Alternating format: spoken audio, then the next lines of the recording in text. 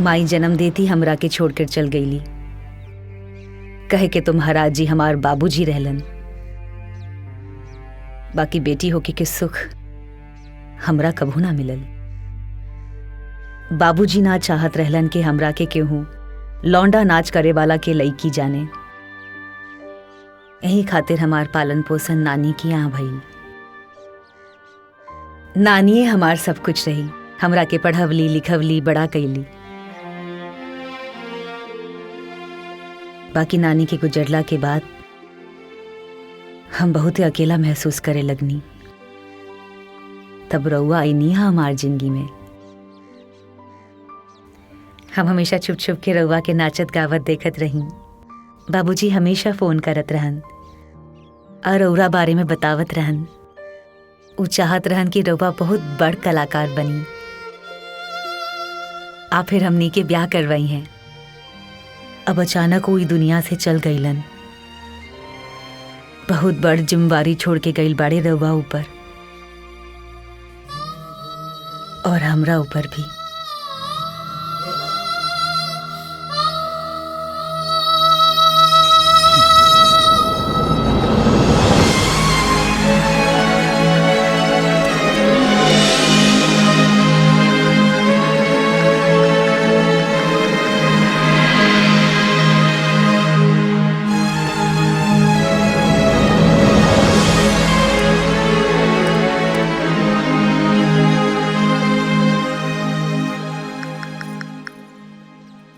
जी सर, हाँ मैंने आपको मेल किया है, एक बार आप देखिएगा। जी थैंक यू सो मच।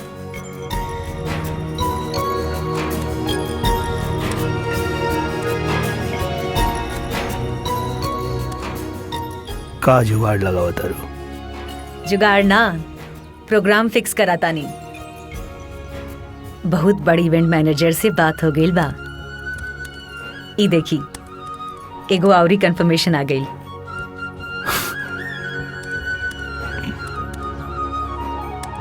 अरे इस सब के का जरूरत बा? बहुते जरूरत बा। राउर अंदर जौन कला कुट कुट के भरल बा वो पूरा दुनिया के दिखावे के बा।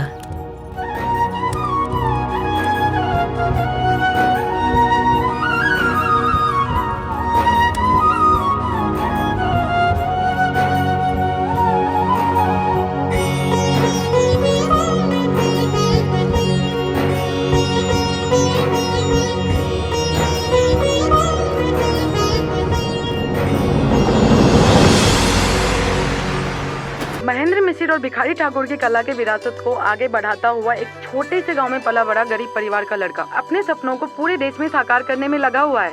पिछले एक साल में बैजू ने हिंदुस्तान के लगभग सभी बड़े शहरों में अपनी कला का प्रदर्शन कर बिहार के इस लोक कला को अलग मुकाम पे पहुंचा दिया है।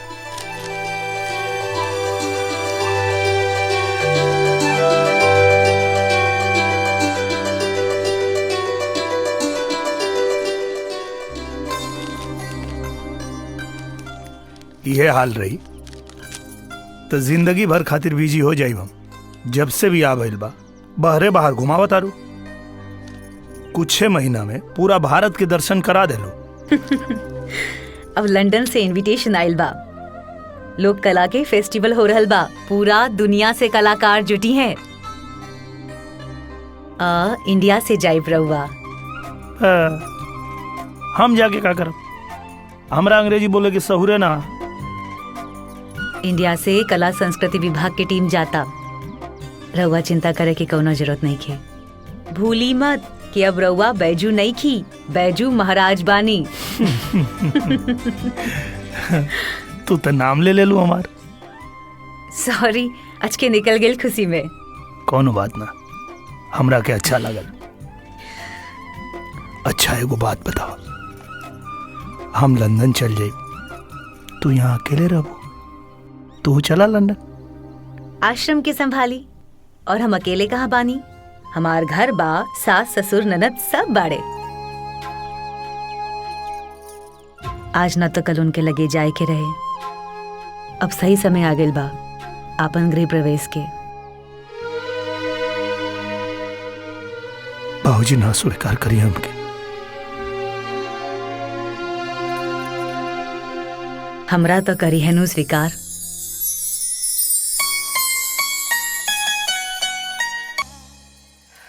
चाय। माई माई, अरे माई माई माई, देखा ना अखबार में का निकलल बा। देखी बाबूजी, राउर बेटा कहाँ से कहाँ पहुँच गइल बाटे। अच्छा, पढ़ा का लिखल बा? लिखल बा, एक पिछड़ा गांव का गरीब लड़का बैजू महाराज बनने का सच। भारत का प्रतिनिधित्व करने के लिए बैजू महाराज आज लंदन के लिए रवाना। लंदन? बिहार प्रदेश के एक छोटे से गांव मच्छरियावा का एक गरीब लड़का बैजू अपनी कला के दम पे आज लंदन तक का सफर करने में कामयाब हो गया है। बैजू महाराज लंदन में लोक कला महोत्सव में भाग लेने के बाद कई कार्यक्रमों में शरीक होंगे। पटना एयरपोर्ट में पत्रकारों के संग बात करते हुए उन्होंने बताया कि उनका यह विदेश दौरा लंदन के बाद अमेरिका और यूरोप के कई अन्य देशों में भी जारी रहेगा। हमारे पटना संवाददाता के पूछने पर उन्होंने बताया कि यह पल उनके लिए बहुत महत्वपूर्ण है। यहाँ तक पहुँचने का श्रेय उन्होंने अपने माता पिता और गुरु व्यास जी महाराज को दिया। साथ ही उन्होंने अपनी पत्नी झुमरी देवी का आभार जताया, जिसके प्रयास से आज वो विदेश में अपनी धरती से जुड़े कला का प्रदर्शन करने जा रहे हैं।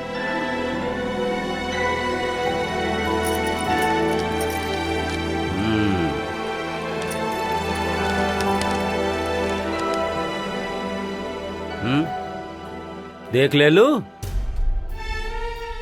सुनाई देलस कि ना? तोर महाराज बियाह करके आपन घर बसा लीलन, बाकी तारा याद करे के समय ना मिलल उनका। और तू पढ़ ले लू, बड़ा प्रेम रहा है भाई बहन माँ। हो गई दिल का तसल्ली, पूरा हो गई सपना बहू लियावे के। हमार तो सपना था पूरा होई जब आरती उतार के बहू के घर ढुकाई करब। तो कर लीना अपना सपना पूरा अम्मा जी।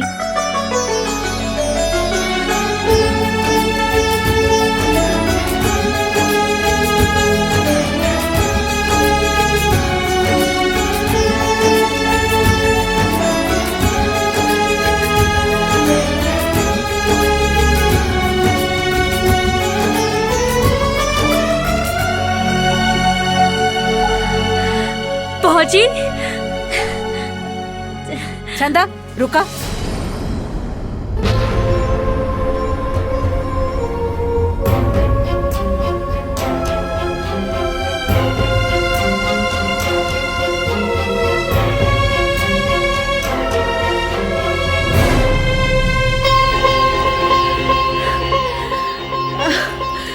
पहले आरती तो उतार ले विदा। जा लोटा भर के चावल ले आ। जा लावती माई।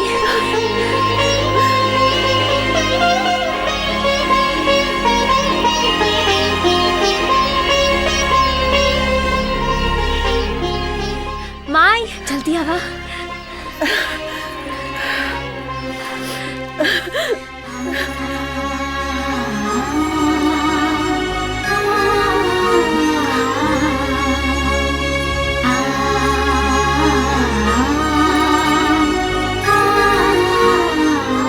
रखा। हाँ। भीतर आई। रुको।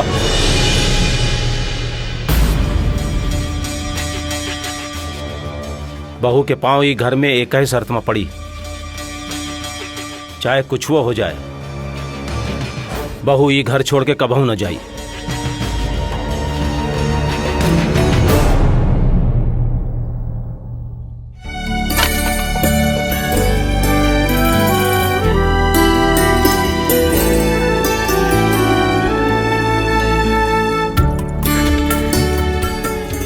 खुश रहो।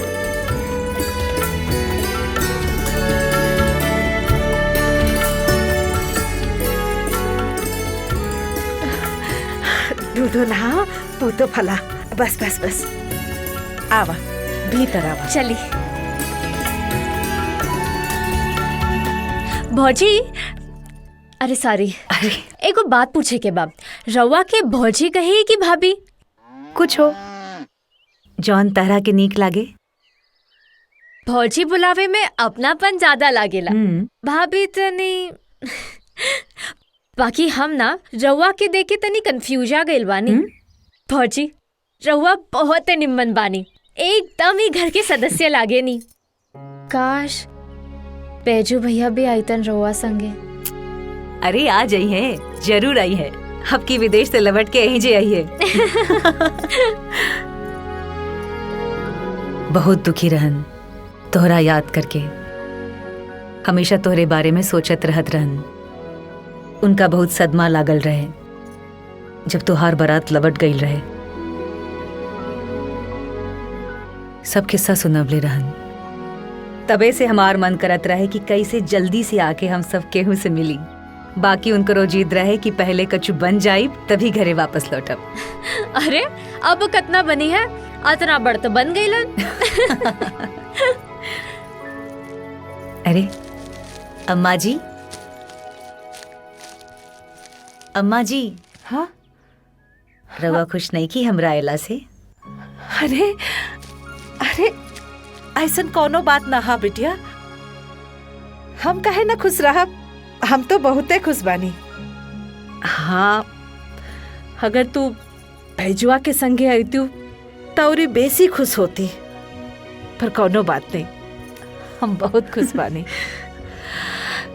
हे चंदा, चंदा आज बाबूजी निकलत नैखन घरवा से, तनी जाके पूछा था कि का बात बा। माई हमरा डर लगता, हम ना जाए, पता नहीं का बोली है। अरे का है हमारा आवे से उनका की कोनो तकलीफ बा का? नहीं अम्मा जी कही तो हम पूछ ली ही। अरे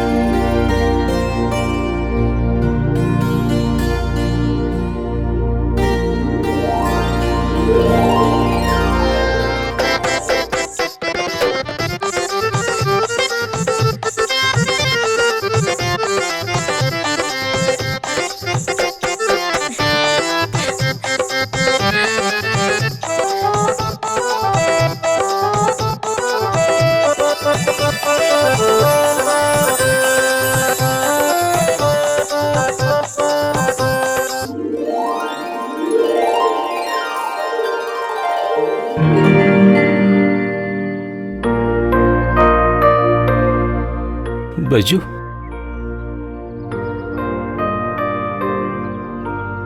बैजू बाबूजी वो एजा कहाँ बाड़े? वो तो लंदन में।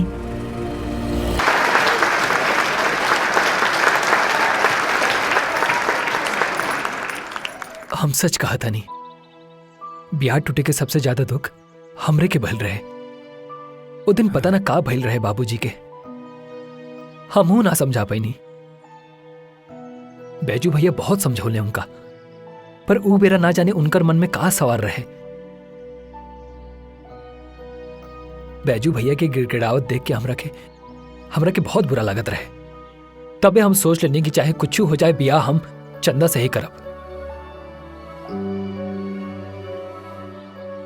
रउआ से हमार निहोरा बा कि हमरा के माफ कर दी ही, और हमनी के बियाह खातिर हाँ कह दी। यदि ई बियाह ना भइल तो ई कलंक हम ना सह पाई। हाँ कर दी बियाह खातिर। हमनी के यहाँ कैले से का हुई। मास्टर साहब के मंजूर हुई का ई बिहा? हमार बात हो गई बा उनकरा से। उनकरा अपन कैला पे बहुते पछतावा बा। बस यही कारण उ चाह के भी रउआ सामने ना आ पाइलन। हम उनकरे आदेश से ही आइल बानी।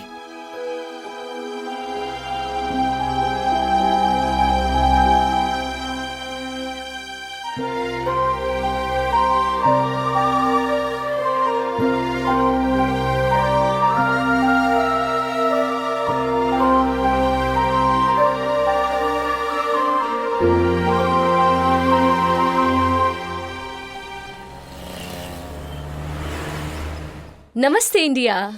नमस्ते London. Nice to meet you finally. अच्छा, आपको हमारा लंदन कैसा लगा?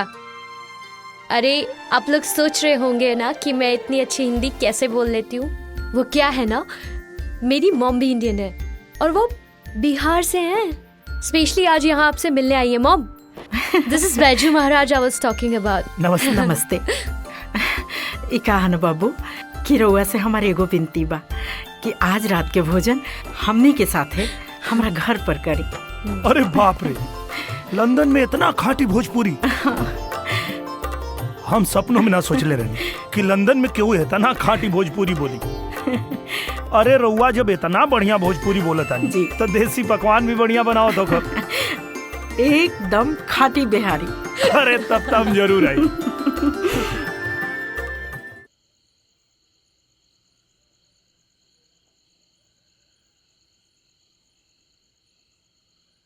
पहुंची का भइल? इतना देरी तक ने रहुआ जागल बानी। केकरा फोन लगावता नहीं आधी रात के? अच्छा, तो भैया से बात हो रही बाप। फोन उठैयन तबे नु बात करब।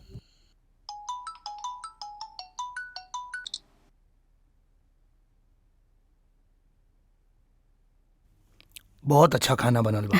जी। हम तो सोचलहु न रही कि लंदन में इतना बढ़िया देसी खाना खाए के मिली। रउआ से मिल के, रउआ बारे में सब कुछ जान के हमरा बहुत अच्छा लगल। काहे कि भारत से बहुत सारा कलाकार आवेलन और सबका से मिले खातिर हम जरूर जाइला। बाकी री पहला मौका बा कि रउआ साथे बैठ के एक साथे हमनी के खाना खाता नहीं जा। ई तो हमार सौभाग्य बा जी कि यहाँ विदेश में आपके हाथ के बनल इतना स्वादिष्ट खाना खाए के मिल रहा बा। जी।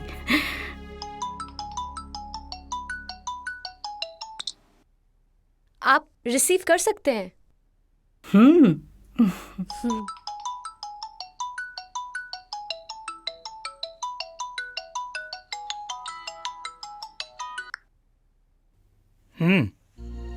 हेलो, कहाँ बानी रउआ?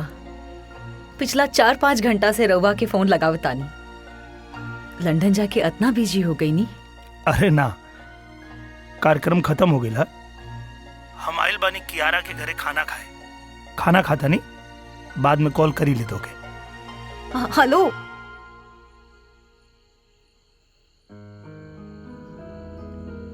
भौजी का भइल? का कहलन? फिरंगी लड़की संगे खाना खाता रे। और कुछ ली ना? हाँ ठीक बा, आप लोग ली। अरे खीर तो वो नहीं रह गई, हम लेके आओ तनी। अरे आराम से खाए ना, फिर ले आए। ना ना लेके आओ तनी, खाए तब तक। आपको पता है, हमने आपका कई जगह पे प्रोग्राम फिक्स कर दिया है। I mean, लगभग 1 महीने शेड्यूल फिक्स्ड है यहाँ इंग्लैंड में, फिर उसके बाद अमेरिका और फिर यूरोप का टूर भी हो सकता है। जैसी आपकी इच्छा। मैं तो कलाकार हूँ, बस मुझे अपनी कला का प्रदर्शन करना रहता है। Full of talent you are. Thank you.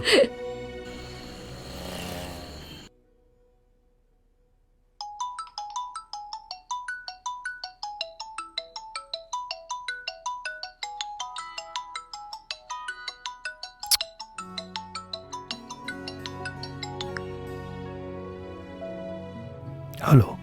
Hello, good morning. Good morning. अभैले सुतले बानी का? का भइल हो? 9 बज गई।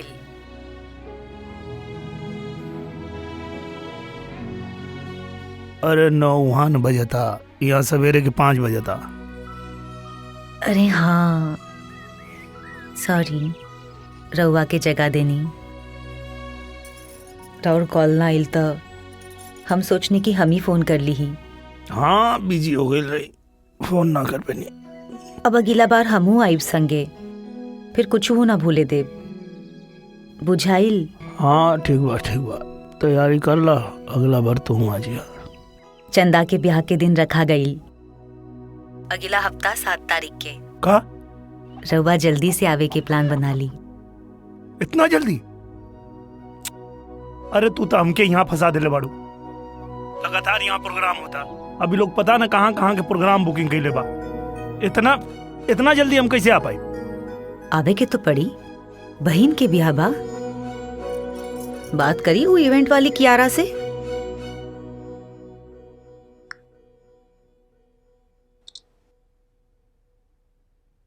आप ऐसे कैसे जा सकते हो? अभी तो आपको और भी शोज करने हैं। और यू नो, ये शादी का क्या है? आप नहीं भी जाओगे तो हो जाएगी ना, आप बाद में जाके उनसे मिल सकते हो। आप लकी हो कि आपको पहली बार में इतने सारे शोज मिल रहे हैं। आपको खुश होना चाहिए और ऐसी अपॉर्चुनिटीज आपको अपने हाथ से नहीं जाने देना चाहिए। एक कलाकार को अपनी कला से प्यार होना चाहिए। बाकी द शो मस्ट गो ऑन।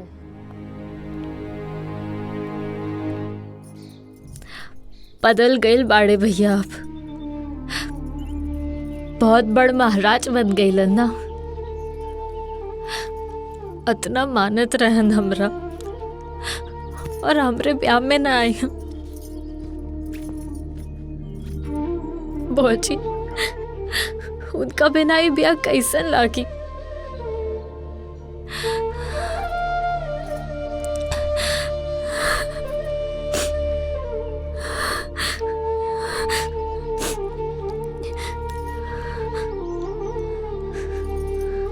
तू चिंता जन कर, वो कोशिश कर रहल बाड़े। हम उनकरा से एक बेरी औरी बात करब। बोची, रउआ केहू तरी उनका के आवे के कही ना आए हन तो एक गाँव का लोग का सोचे। जनी रुआ,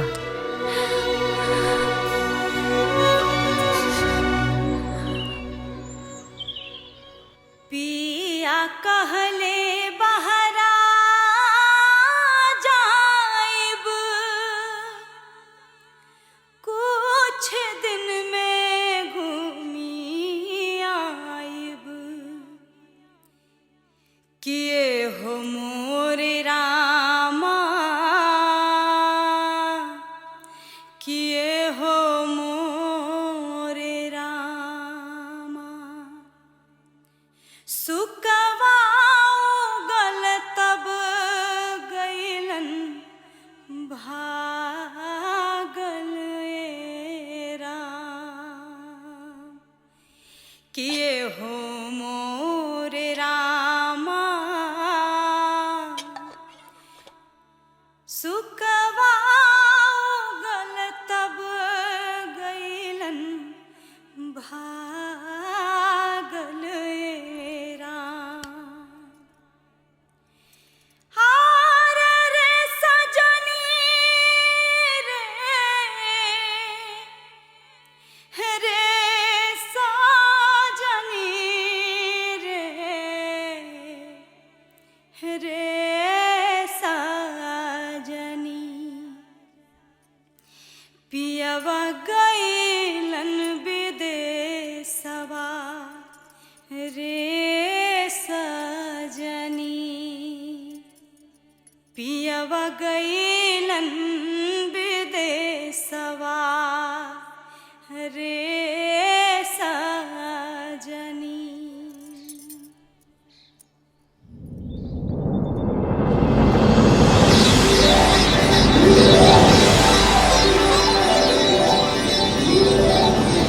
अरे थोड़ा नाश्ता पानी देख ले आओ। ठीक बा, जाओ। हाँ प्रणाम। बधाई हो किशन भाई रघुआ। अरे आई आई आई। घर तो एकदम झिलमिलाता। हाँ वो सुनिए बैजू महाराज ना पहिन शादी में। वो कहा कि कोशिश तो बहुत कैलस, लेकिन विदेश के प्रोग्राम तो थोड़ा नमस्ते चाचा। मुश्किल। नमस्ते बेटा, आवा आवा।